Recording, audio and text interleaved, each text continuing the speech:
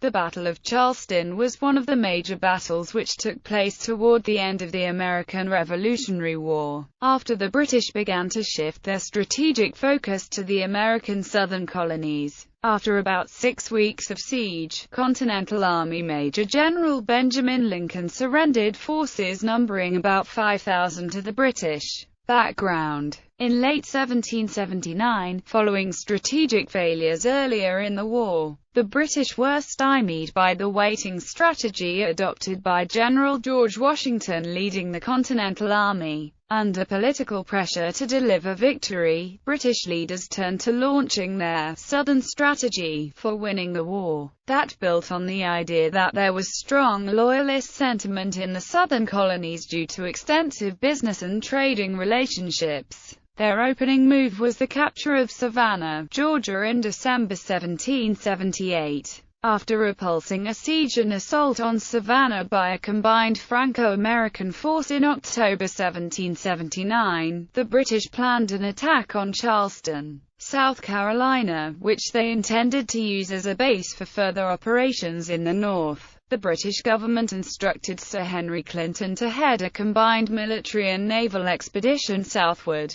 He evacuated Newport, Rhode Island, on October 25, 1779, and left New York City in command of Hessian General Wilhelm von Knyphausen. In December, he sailed with 8,500 troops to join Colonel Mark Prevost at Savannah. Charles Cornwallis accompanied him, and later Lord Rawdon joined him with an additional force, raising the size of the expedition to around 14,000 troops and 90 ships. Marching upon Charleston via James Island, Clinton cut off the city from relief, and began a siege on April 1.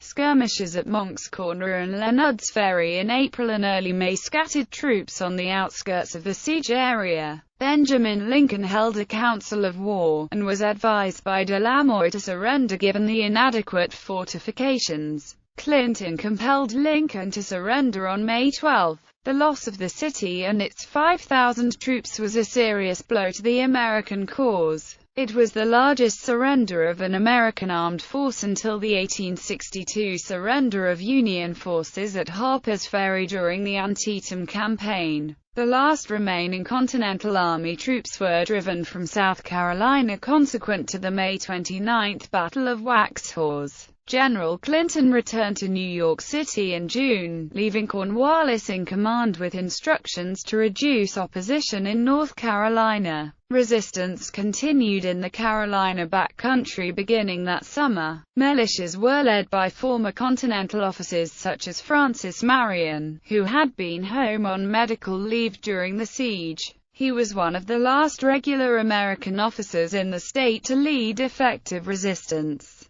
Prisoners of the siege of Charleston were kept in multiple locations including prison ships, the old barracks where the College of Charleston is today, and the old Exchange and Provost dungeon. Orders of battle: British forces, Colonial forces. 3 current Army National Guard units, 116th INF, 263rd ADA and 131st MP Corps derived from American units that participated in the Siege of Charleston. There are only 30 Army National Guard and active regular Army units with lineages that go back to the colonial era.